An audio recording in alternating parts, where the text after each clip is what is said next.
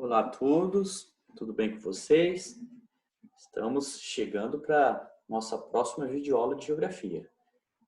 Nesse momento a gente vai começar a unidade 2. Tá? Na realidade, vocês vão perceber que a unidade 2 ela tem muita relação com a unidade 1, que a gente havia discutido na semana anterior, certo? A gente vai fazer essa aula, na realidade, dividida em duas partes, por vários motivos. Dentre esses motivos, temos que na segunda-feira tivemos feriado. Então, a gente só tem 2 aulas por semana, então algumas salas vão ter essa semana apenas uma aula de geografia. Então, por esse motivo mesmo, a gente dividiu em duas videoaulas, para não ficar tão extenso também, tá? Espero que todos estejam gostando das videoaulas.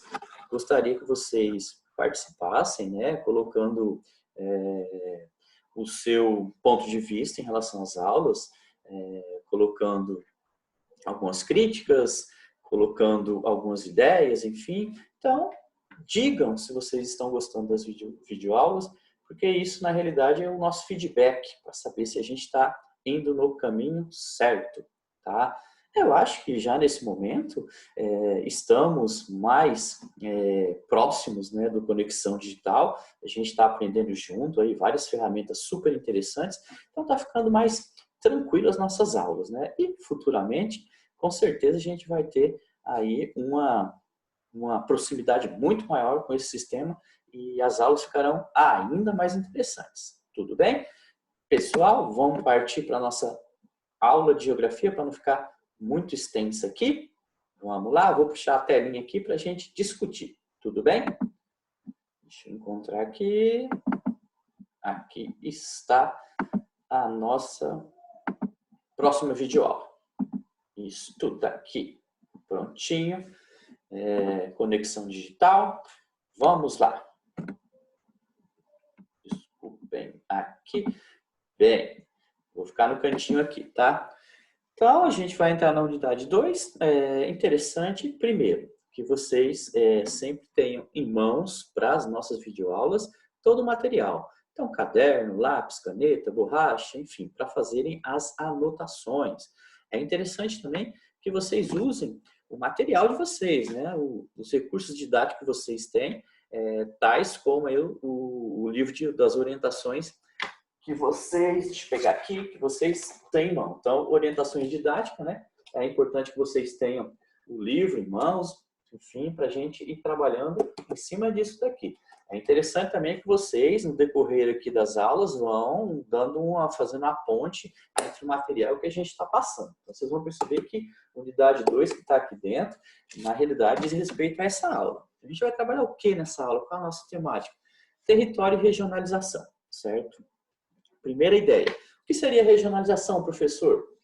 Regionalização tem a ver com o quê? Com divisão, com separação, né? Essas divisões, essas separações, elas guardam entre si algumas particularidades. Então, geralmente, a gente faz uma regionalização, uma divisão de partes, por exemplo, vamos pegar o exemplo do Brasil, que guardem algumas características entre si. Vocês lembram que na aula anterior a gente falou sobre domínios morfoclimáticos? Inclusive, a gente fez uma atividade sobre isso. Então, o que seriam domínios morfoclimáticos? Divisões dentro do Brasil, guardada algumas especificações, vamos dizer assim.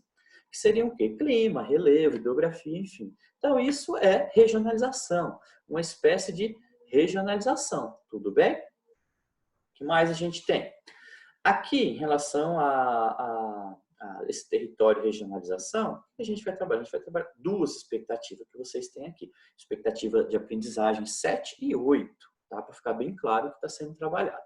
E expectativa 7, analisar a divisão política e regional do Brasil, compreendendo os critérios utilizados para essa divisão, identificando a ação do capital e do Estado na organização do espaço brasileiro e apresentando argumentos que demonstrem seus efeitos nas diferenças e semelhanças entre regiões, estados e municípios. Ok? E expectativa 8, compreender o processo histórico de configuração dos limites territoriais do Brasil e sua relação com questões políticas, econômicas e sociais, internas e externas.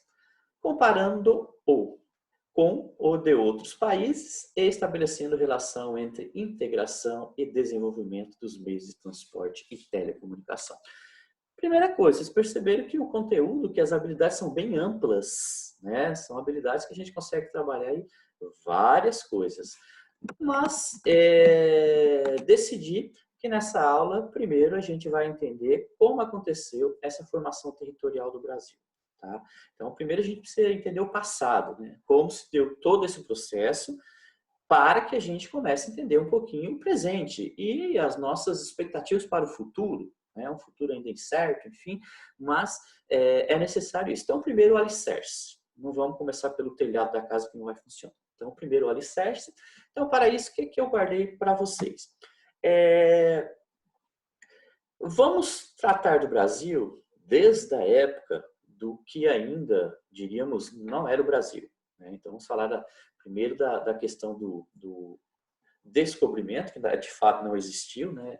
A gente não descobre um país que já tem dono, enfim, mas a chegada dos portugueses aqui e toda essa formação de fronteiras do Brasil. Tá? E, para tanto, a gente vai seguir, como vocês estão vendo no GIF aí, a gente vai seguir essa ideia de que o Brasil, ele começa exatamente com o quê? Com o Tratado de Tordesilhas, que vocês têm no primeiro GIF ali. Então, esse Tratado de Tordesilhas era o quê? O Brasil era uma faixa de terra apenas, né? Que pertencia a Portugal. A outra parte do que seria o Brasil hoje pertencia a quem? A Espanha. Tá? Então, eram países muito poderosos, né? Em relação à questão das grandes navegações, Portugal e Espanha. Então, o que a gente tem na realidade? Eu quero que vocês tenham em mente o quê? Que nem sempre o Brasil e as fronteiras brasileiras foram dessa forma que temos hoje. Essas fronteiras brasileiras, elas foram se modificando com o decorrer do tempo.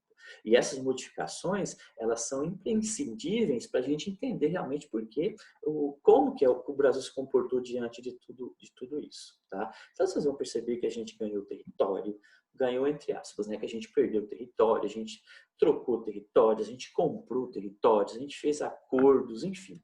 E até mesmo agora, nesse momento atual, a gente tem algumas ideias ainda de que esse território nacional pode se transformar ainda. A gente tem alguns projetos de lei que não foram votados, enfim, que dizem que a gente poderia ter uma quantidade maior de estados no Brasil. Então, são projetos de lei, então precisam ser aprovados, enfim. A gente não sabe de fato se vai acontecer. Então, o que eu estou dizendo é o seguinte, as fronteiras atuais do Brasil, elas são agora permanentes? Não, talvez ainda a gente tenha mudanças futuras, tá bom? Mas a ideia é a gente começar com isso daqui, vocês entenderem essa transformação, que nem sempre o nosso país, ele manteve essas fronteiras atuais como existem hoje, tá? Tivemos um longo processo aí para que essas fronteiras fossem se transformando, tudo bem?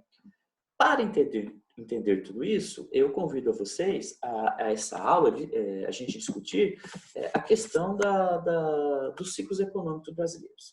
Então, a partir dos ciclos econômicos brasileiros, vocês vão conseguir entender um pouquinho mais a fundo como se deu essa formação territorial do Brasil. Tudo bem?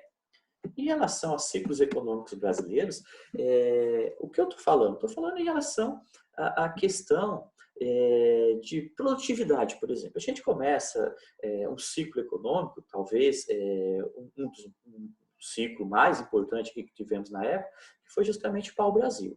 Então, o que vocês vão entender em relação à questão do pau-brasil? O pau-brasil, na realidade, não tínhamos um país ainda, Brasil, né? Não tínhamos ainda essa República Federativa do Brasil. O que a gente tinha era uma terra que foi encontrada, né, pelos portugueses, e esses portugueses, o interesse era aumentar as suas fronteiras e, claro, a questão da matéria-prima que eles iam encontrar. E o pau-brasil, na época, ele veio a solucionar uma coisa muito importante, que era a questão de pigmentos. E, no caso, como vocês têm aí nas imagens, aqui é o tronco do pau-brasil, né? Vocês têm esse pigmento vermelho, bem predominante no pau-brasil. Então, esse pau-brasil, de fato, era levado para a Europa, lá ele era triturado, enfim, eles retiravam esse pigmento vermelho para tingimento de roupas. Várias questões culturais, a cor vermelha tinha um símbolo, um significado muito grande, né? Era uma cor usada por nobres, enfim, e era um pigmento que era muito difícil de ser encontrado. Então, o pau-brasil veio a servir aí com esse propósito. Teve esse propósito aí super importante para os portugueses na época, ganharam muito dinheiro em cima disso. E outra característica principal, para o pau-brasil, ele já existia aqui praticamente no litoral inteiro do Brasil, né? Desde do Rio Grande do Norte, lá em cima, até o Rio Grande do Sul. E além de tudo isso, os portugueses utilizavam a mão de obra dos indígenas para fazer isso. A princípio, os indígenas recebiam aí uma espécie de escambo, uma troca desonesta, né? Os portugueses cediam aí facas, pedaços de espelho quebrados, enfim, em troca desses índios fazendo um trabalho pesado, que era o corte das árvores e traziam até a areia ali da praia para ser embarcado nos navios dos portugueses. E posteriormente a isso fica bem mais complicado, que os portugueses acabam escravizando esses índios. Enfim, então é um negócio muito vantajoso para os caras, porque na realidade eles não vão ter nenhum gasto, praticamente, nem mesmo com a retirada desse produto, né, do pau-brasil, porque quem vai fazer todo o serviço pesado aí são os índios. Então foi um negócio muito lucrativo para a coroa portuguesa, certo? Então, nosso primeiro ciclo aqui é o ciclo do pau-brasil. Então, o que é que tínhamos aqui? A gente tem ainda o quê? O Brasil que a gente conhece, essa parte que vocês têm aí, que estão representando as capitanias hereditárias, né? Que vão representar as capitanias hereditárias, enfim. Provavelmente vocês já viram um pouquinho disso em história, tá? Então, essa parte que era do Brasil, que pertencia a Portugal, ela foi dividida aí em 14 capitanias e 15 lotes. Essas 14 capitanias foram distribuídas para pessoas influentes da Europa, né, do Portugal, só que na realidade muito desses proprietários eles nunca pisaram o pé aqui no Brasil, na realidade, né? Tivemos algumas capitanias que prosperaram, claro, como Pernambuco, mas outras não tiveram aqui nem mesmo os seus possíveis donos, né? Nunca pisaram aqui. Mas na realidade a ideia das capitanias foi para que ocupassem essas terras de fato, para que outros países não se apoderassem, né, dessa terra. A ideia de Portugal foi essa. Tá? Então, a gente tem aqui nosso primeiro ciclo, que é o pau-brasil. Esse ciclo, a gente tem um período aqui, que é o período pré-colonial, que vai de 1500 a 1530. Então, durou aí praticamente 3 décadas.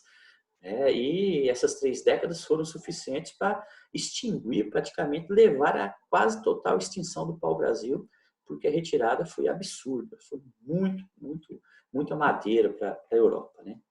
A planta nativa da Mata Atlântica, utilizada para tingimento, como a gente já falou, né, de tecidos, enfim. Essa questão de escambo, dessa troca desonesta, né, de produtos aí que na realidade não tinham valor algum, mas para o índio, né, era algo novo, enfim. E posteriormente essa ideia da escravização dos nativos para aumentar o lucro mais ainda. A extinção praticamente de toda a espécie de pau-brasil. Então vocês vão perceber o seguinte, que todo ciclo tem um início, aí ele vai ter o seu auge, né, que é quando ele vai conseguir obter maior quantidade de lucros, e depois vocês vão perceber que esse ciclo ele vai ter um declínio. Quando ele tem justamente esse declínio, é necessário que eles coloquem no local outro ciclo econômico, coloquem no local, tragam outro ciclo econômico para que o lucro ele continue existindo. Então, vocês vão perceber aqui, ó, tivemos aí o auge do pau-brasil, 3 décadas aí de muita devastação da Mata Atlântica, que na verdade é um dos nossos biomas mais devastados, porque vejam só, a gente nem existia ainda essa formação aí territorial e cultural do que a gente conhece como Brasil, então nem existia de fato o Brasil ainda, mas esse bioma já estava sendo destruído, de certa forma. Então, quando essa extinção quase total do pau-brasil ela chega, né, no cenário, o que acontece? Eles precisam investir o dinheiro em outra atividade lucrativa. E essa atividade lucrativa é justamente o nosso segundo ciclo econômico, que é o quê? O ciclo da cana-de-açúcar. Tá? Então, vejam só, a gente começa com o ciclo do pau-brasil e, em sequência, ciclo da cana-de-açúcar. Né? Hoje, muito conhecido na nossa região aqui, né, o Noroeste Paulista tem várias fazendas e plantações de cana-de-açúcar. Só que naquela época, essa cana-de-açúcar era justamente cultivada para produzir açúcar, né? Hoje a gente tem, claro, produção de etanol, mas naquela época somente açúcar, que era muito apreciado na Europa. Não se esqueçam que a cana-de-açúcar é uma planta que tem uma origem tropical, ela se dá muito bem em climas tropicais. E a Europa não tem um clima tropical. Então percebo que é necessário que os trópicos, né, para produzir essa cana-de-açúcar, certo? Aqui uma imagem do que retratava a época, né? Aqui seria um engenho. Os engenhos hoje são as conhecidas usinas, né, de beneficiamento de cana-de-açúcar. Então, os engenhos eram o quê? Vocês vão perceber na imagem seguinte, né, que acima, no primeiro plano aqui, ó, no cursor, vocês têm o quê? A igreja. A igreja, essa ideia dessa cultura europeia que foi trazida, né, o catolicismo, enfim. Então, a igreja, vocês vão perceber que ela fica na parte alta, né, essa questão de poder. Então, vocês vão perceber que a cruz da igreja ela vai estar na parte mais alta, enfim. Em sequência, a gente tem a casa grande, né, que é a casa dos senhores, né, dos donos da fazenda. Logo abaixo, vocês vão ter o engenho aqui, certo? Toda essa coisa de beneficiamento da cana era feito por braços escravos, enfim. Então, a gente tem essa divisão clássica aí do que eram os engenhos na época, só para deixar como curiosidade aqui. Vamos lá, vamos entender um pouquinho desse ciclo. A minha ideia hoje, pessoal, é a gente tratar 3 ciclos, tá? Vamos tratar 3 ciclos aqui para não ficar muito extenso. Aí na próxima aula a gente termina os ciclos. Lembrando que a quantidade de ciclos econômicos ela é muito maior, tá? Vamos tratar especificamente de alguns ciclos mais importantes, tá? Que tiveram importância muito grande para o Brasil, tá? Não significa que tivemos apenas esses ciclos que vão ser tratados nas aulas. Tivemos uma maior quantidade de ciclos, tá? Mas estamos pegando aqui, fazendo um apanhado dos mais importantes e os que realmente vão interessar para a gente nessa unidade. Tudo bem? Então, vamos lá. Ó, aqui a gente tem o início de toda essa produção de açúcar. 1530, então você perceber que em 1530 a gente tem o declínio do pau-brasil e já entra um novo ciclo, tá? Então, 1530 tendo seu ápice em 1646 a 1654. Então, percebo que teve um ápice aí muito extenso até. Principais produtores, Bahia e principalmente Pernambuco. Primeira coisa, destaque para o Nordeste brasileiro. Hoje, como todos sabem, a região Sudeste é muito dinâmica, mas nessa época a região que se destacava era justamente o Nordeste brasileiro. Tudo bem? Sudeste ainda não era nem tão conhecido na região que não tinha esse desenvolvimento. O sistema utilizado na indústria da cana-de-açúcar era o sistema de plantation. O sistema de plantation é baseado na seguinte característica, como vocês têm aqui no slide. É uma monocultura, produção de um único produto, Então, o único produto que era justamente qual? Cana-de-açúcar. Latifúndios são imensas propriedades, então são imensas fazendas, tá? Latifúndio, grandes propriedades. Uso de mão de obra escrava, como todos sabem, os escravos eram arrastados, né? Trazidos da África para cá, enfim. E toda a produção era voltada para o mercado externo. Então, temos 4 coisas importantes aí. O sistema de plantation ele é baseado em 4 coisas principais, 4 pontas aí, vamos dizer. Monocultura, latifúndio, mão de obra escrava e mercado externo. Tudo bem? Só que esse investimento ele exigia muito dinheiro, muito dinheiro. Pensem vocês, tudo que era necessário para o engenho tinha que vir exatamente de onde? Da Europa. E isso vinha de navio e era muito caro isso. Os portugueses, então, eles precisavam de uma ajuda econômica para levar em frente essa empreitada. Então, quem se propôs a ajudá-los? Justamente os holandeses, né? Os banqueiros holandeses entraram com uma parte aí desse investimento, certo?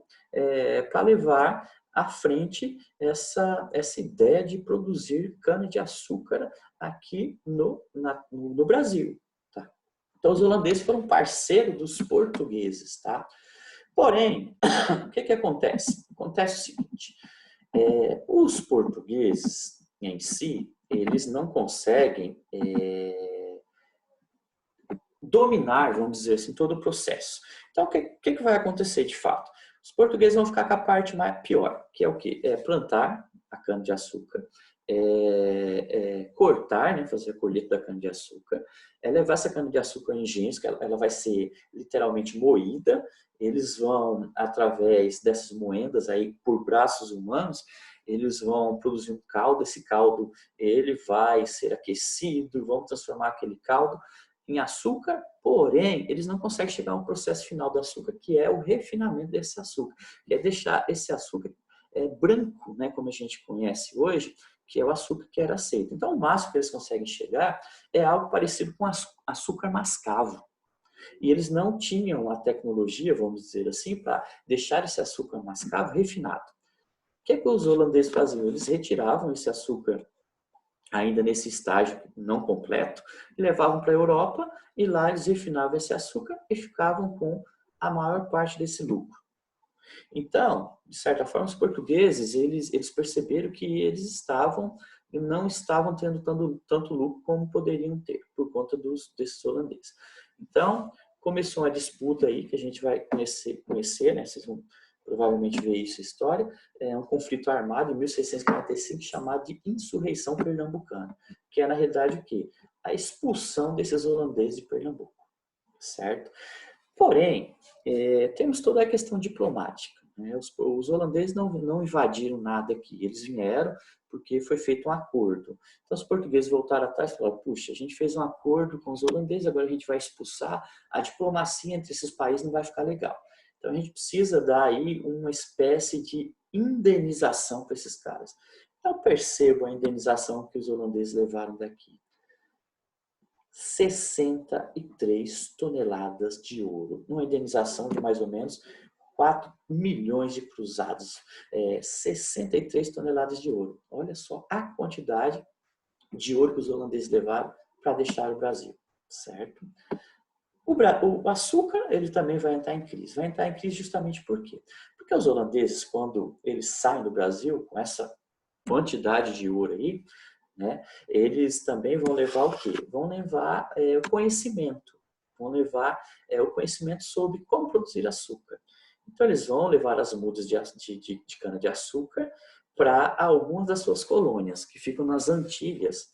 Lá eles vão produzir um açúcar de melhor qualidade a um preço mais barato.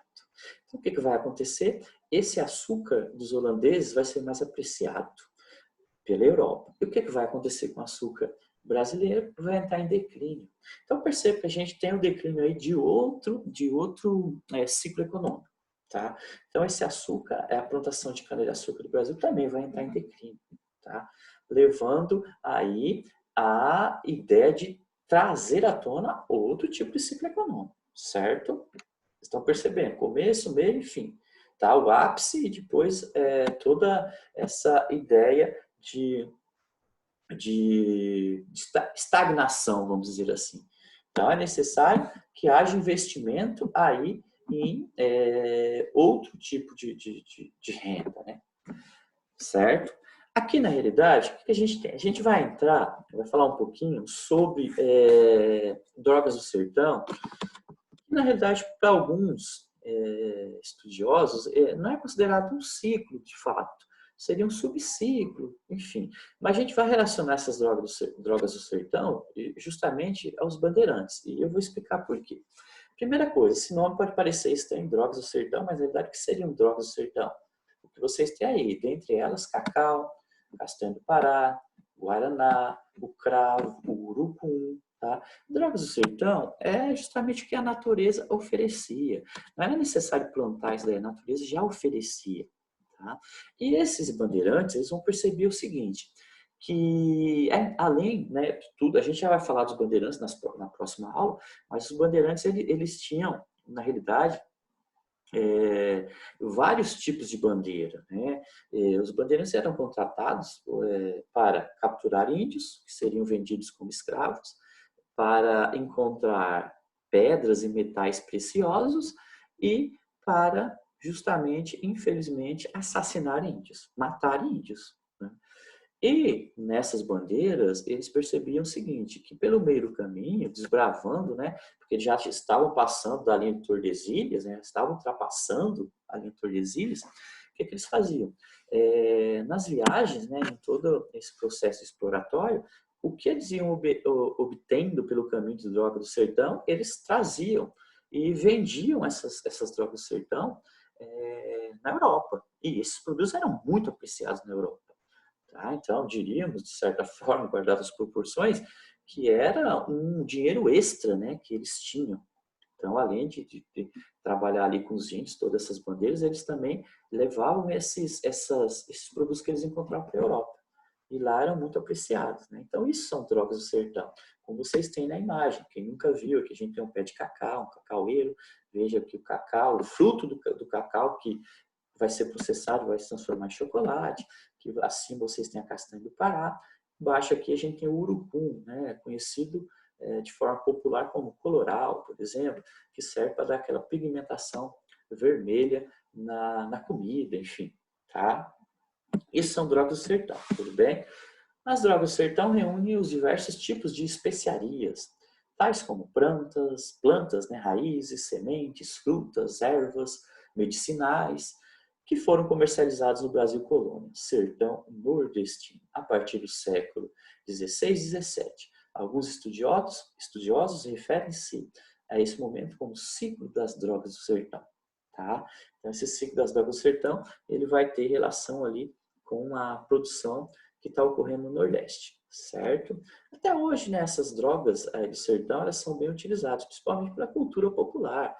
Por exemplo, quem nunca tomou um chazinho ali que a mãe fez para curar um resfriado, enfim. Então, isso são drogas do sertão, né, de certa forma. Tiveram essa característica. Tudo bem? Certo, pessoal? As drogas do sertão começaram a ser cultivadas e apresentar elevado valor econômico durante a época das entradas e bandeiras, como a gente já havia comentado. Expedições de desbravamento com finalidades estratégicas e econômicas, as quais foram responsáveis pela conquista e expansão do território brasileiro. Então, os bandeirantes foram responsáveis pelo quê? Por atravessar aquele limite conhecido como Tratado de Tordesilhas, né? O Brasil só era aquele pedacinho litoral, então esses bandeirantes eles entraram, atravessaram e foram desbravando esse território que futuramente seria conhecido como Brasil, certo? Porém, nem tudo são flores. Os bandeirantes que hoje, para muitos, né, são considerados heróis nacionais, na realidade a história é bem mais triste que isso. Né? Eles não foram heróis nacionais. Os bandeirantes aí foram responsáveis pela morte, né, de vários índios, né, pela morte de várias tribos, pela morte aí de várias etnias, enfim. Então isso foi muito triste.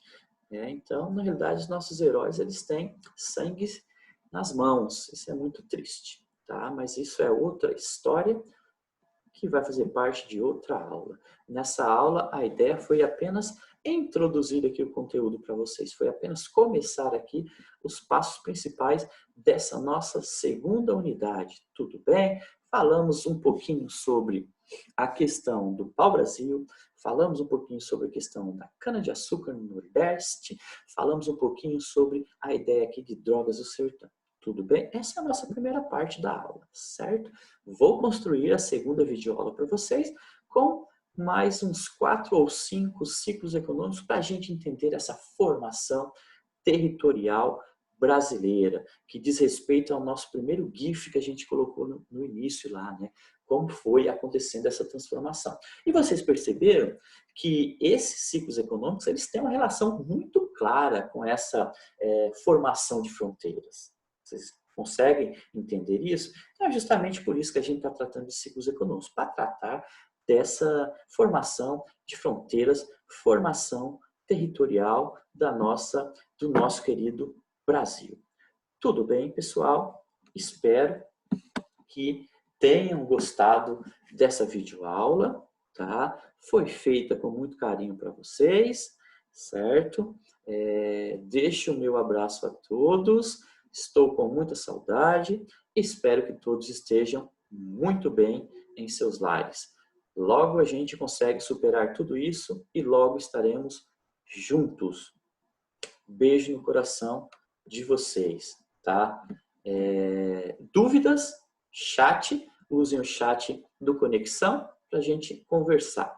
Tudo bem? E outros canais estamos disponibilizando com o passar do tempo. Já fizemos um chat, vamos ter as nossas aulas online, enfim, que são espaços para a gente discutir, para a gente tirar dúvida, para a gente dar um feedback a vocês.